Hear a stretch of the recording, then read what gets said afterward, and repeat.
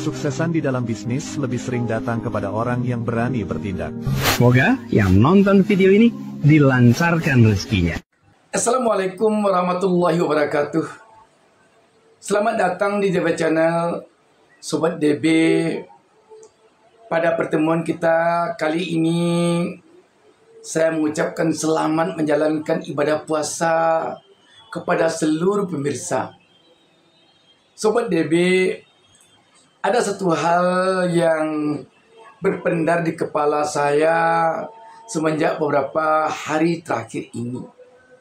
Ketika saya duduk sendirian sambil membaca-baca buku dan sambil mengenang masa lalu saya ketika saya menjadi seorang pejabat struktural di pemerintah. Sobat DB, yang teringat oleh saya adalah di saat saya dulu berada di ruangan saya yang luas.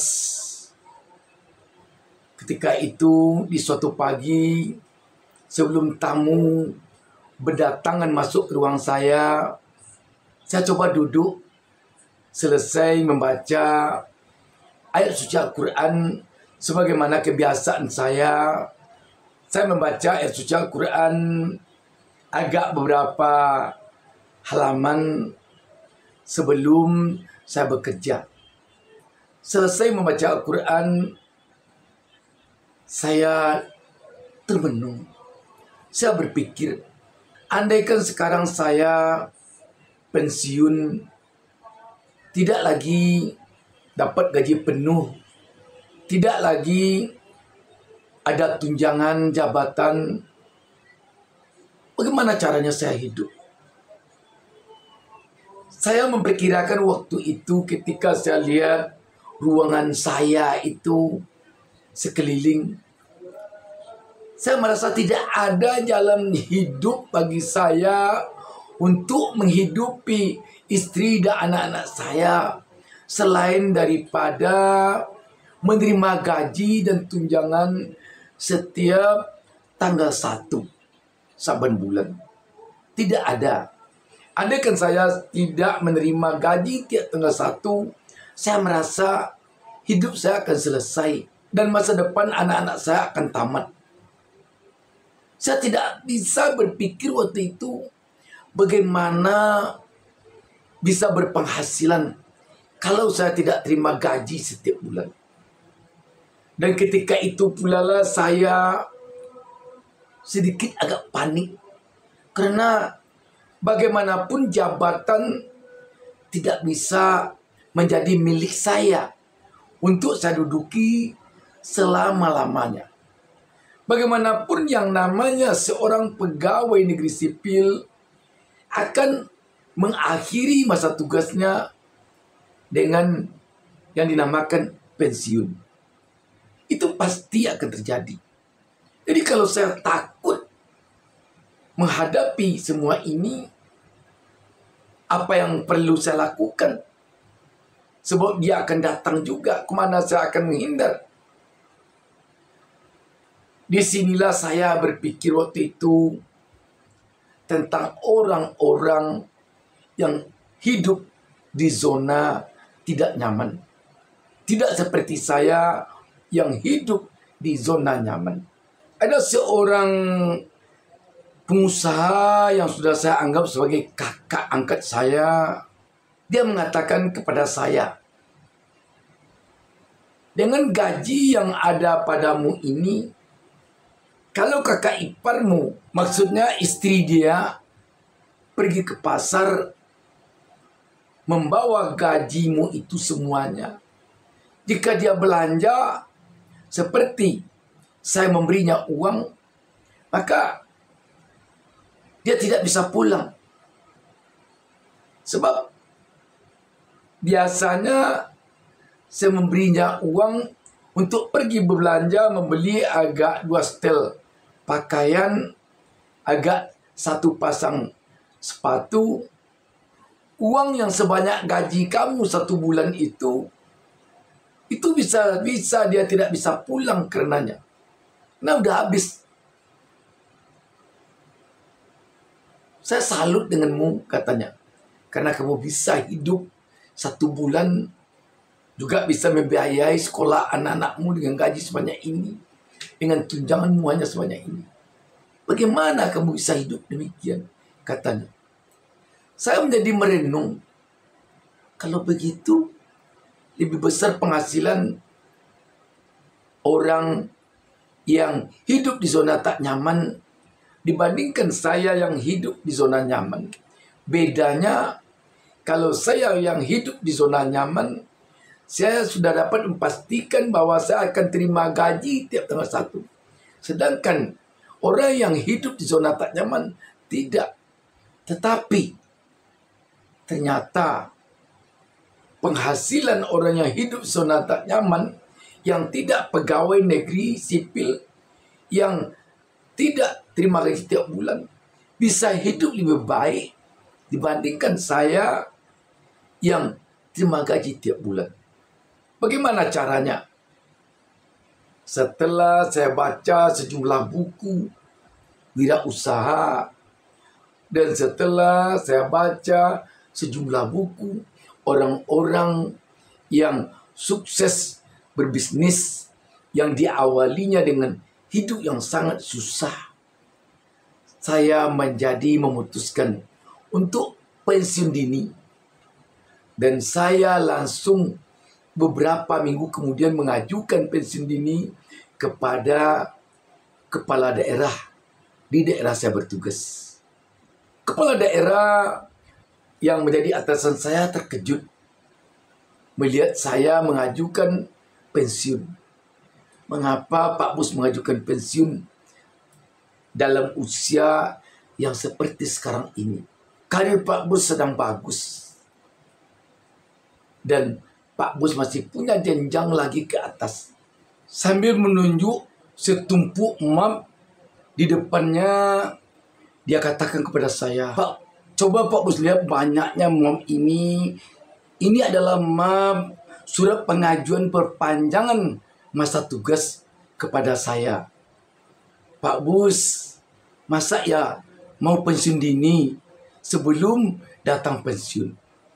Itu kata kepala daerah yang menjadi pimpinan saya. Waktu saya mengatakan mau pensiun dini kepadanya. Ketika itu saya menjabat eselon 2 sebagai seorang kepala dinas.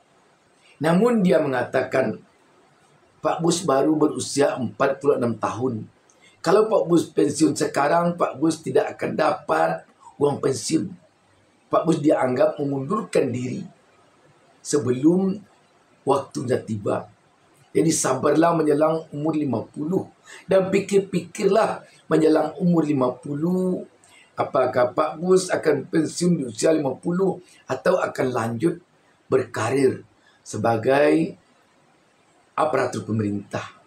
Tetapi menurut saya, kata pimpinan saya itu, sebaiknya Pak Bus lanjut. Karena karir Pak Bus sangat baik dan punya harapan untuk bisa naik lagi. Saya sudah memutuskan untuk pensiun, Pak. Ya, saya mohon jangan Pak Bus pensiun sekarang, karena ketika Pak Bus pensiun pada usia 46 tahun ini, Pak Bus nanti tidak akan terima pensiun. Maka saya memang bersabar waktu itu, dan saya ambil kembali surat pensiun yang saya ajukan. Persis usia saya memasuki 50 tahun, saya langsung mengajukan pensiun. Dan saya pensiun dini. Namun waktu itu ada juga ujian yang menghalangi saya untuk pensiun. Saya mendapat tawaran dari kakak angkat saya yang seorang kepala kejaksaan tinggi di provinsi tempat saya bertugas itu. Dia menawarkan saya untuk menjadi seorang sekda di salah satu kabupaten.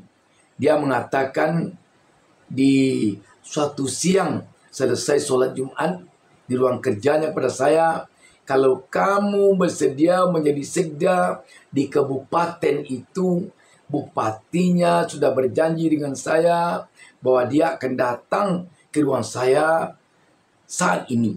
Sekarang mesin mobilnya sudah dihidupkan sopirnya. Jarak dari kantor saya ini ke kantornya hanya 1,5 jam perjalanan paling lama. Saya mohon kamu mau menjadi sekda.